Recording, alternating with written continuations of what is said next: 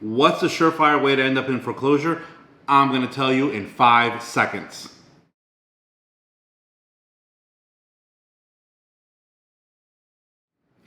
I've been representing people for over 13 years in foreclosure cases, and I can tell you the human behavior that I've seen that's most prevalent, that is the surefire way for you to end up in foreclosure. Now, what I'm talking about here is confusion.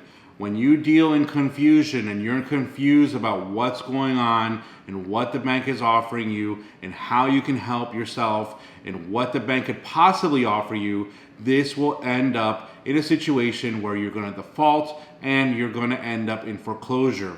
When I was a young lawyer, about 13 years ago, when I started practicing, I saw a lot of people who, after the 2008 crash, they were unable to get themselves out of their foreclosure situation because they didn't really understand what was going on. It affected me because I tried to help them, but it was very difficult because the government was telling us one thing and the reality on the ground was totally different. I'm starting to see a little bit of that nowadays. Hopefully it's not the same situation as it was in 2008, and people are able to organize themselves and the banks are organized in a way that they are going to be able to offer people the help that they need to keep themselves out of foreclosure.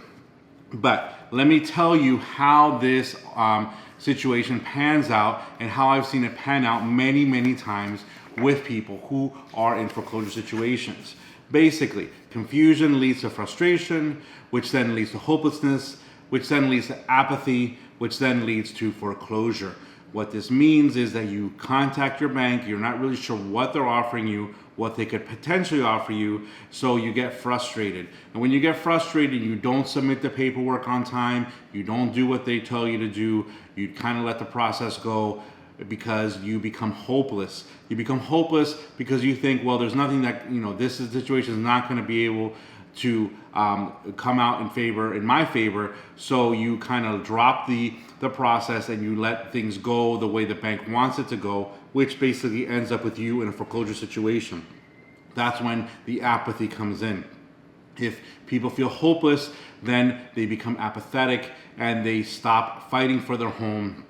And then the next logical step is default, and then that's the end, because foreclosure is very, very close right after that. Again, I've seen this many, many times in my practice. It's a sad situation. It's not one that I want anybody to ever have to face again. What's going on right now is that people are coming out of forbearance and they're basically giving people these 3 general options, which we're going to talk about right now. Now, the first option is to basically take all the money that's owed in the forbearance and put it at the end and then just keep paying as if nothing happened. This, in my opinion, is probably the best for most people, but it doesn't always work because some people can't afford the payment that they used to have because they lost their job, or some health issues have come up, or their spouses lost their jobs, or their expenses have gone up in a way that they can't afford their old mortgage payment. Another option is that sometimes what they'll tell you is that, okay, the amount of money that you owe us, you need to pay it off in 12 months or 24 months. A lot of conventional mortgages are doing this with the forbearances. They're not giving you the option to put everything at the end. What they're telling you is that you still have to pay it off on top of your regular mortgage payment. Some people can do this without a problem because their income is high and they say, okay, I can handle this, but a lot of people can't. This is a situation that will probably lead a lot of people into foreclosure. The last option is the low modification option, which is basically they roll all the money that you owe into a new mortgage. They restart the clock on your mortgage. They lower the interest rate, either extend to 30 or 40 years, and they give you a payment that you can afford. This is an option that a lot of people have been asking about because this seems like the one that's most palatable and the most realistic for people who are coming out of forbearance and who are unable to pay their mortgage. Now, we're going to talk about that in 1 second. Now, what we have to understand is that not every option is right for everybody. So you have to ask yourself, what is best for me? This is a very personal question. This is something that we need to discuss because, like I said, I've seen this come up multiple times with people who are at the end of forbearance or who cannot pay their mortgage, and they're not really sure what to do when they're presented with these different options. Now, this is what I'm going to say. If you truly cannot pay your old mortgage payment, then maybe the best thing to do is to apply for a loan modification and possibly get a lower payment. Now, these are a couple of important words here. The first word is truly, which we're going to talk about, and the other word here is apply. Apply means that it's not 100% certain that you're going to get a loan modification. There are some people in some programs, depending on the bank that you have, depending if you have FHA or Fannie Mae or some of these other government-backed mortgages, are more likely to give you a loan modification, but we can't say that everybody's going to get a loan modification. So we can't say that's truly 100% of a choice. If you have FHA or Fannie Mae, the VA, the USDA, or Freddie Mac, you're more likely than not to get a loan modification. If you do not have one of those banks, one of those entities backing your mortgage, then the loan modification isn't really a choice, it's an application. You can choose to apply, but it's not 100% you're going to get it. So that's something you need to discuss with your family, and you need to really think about what we're talking about here. Now, we're going to focus on the word truly. Truly, what this means is, can you not truly afford your old mortgage payment? There's a lot of people who, when the forbearance happened, they didn't have to pay their mortgage for a while. That's like getting a huge raise. Let's say that your mortgage payment was $2,000 a month. Well, now for the last year, you've had an extra $2,000 a month. Yes, I know a lot of people have saved that money and they've been very good with that, but many people have expanded their lifestyle. They have bought more expensive cars. Now their sons and daughters are going to a more expensive school or a private school.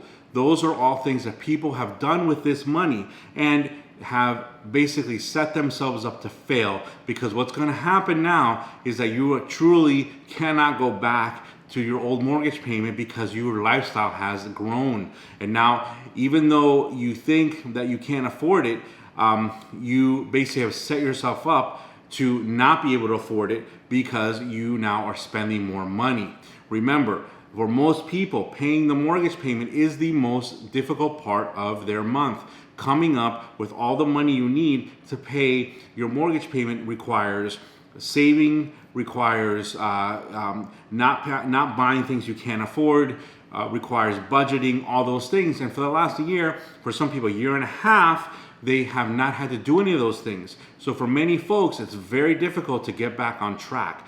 What I'm trying to say is that you need to be able to trim back your lifestyle, hopefully, so that you can afford your old mortgage payment. If you go to the bank and you apply for a loan modification based on higher expenses, but those expenses are extraordinary, like a much more expensive car or things that you really can't afford, then the bank might deny you because your expenses are too high.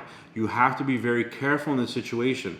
You need to really analyze your situation, and if I was given the choice, or if you were given the choice to go back to your old mortgage payment without having to apply for a loan modification, in my opinion, that's probably the best thing you can do, as long as you can actually afford it. Now, some people have lost income, and for those folks who are unemployed, who cannot pay their old mortgage payment, I understand. Loan modification, go for it. But if it's your expenses that have gone up, and those expenses are not really things that you would have been able to afford before, but now suddenly you can, then you need to do some soul searching, and you need to cut back your expenses and go back to where you were before, because even a loan modification might not necessarily lower your payment that much.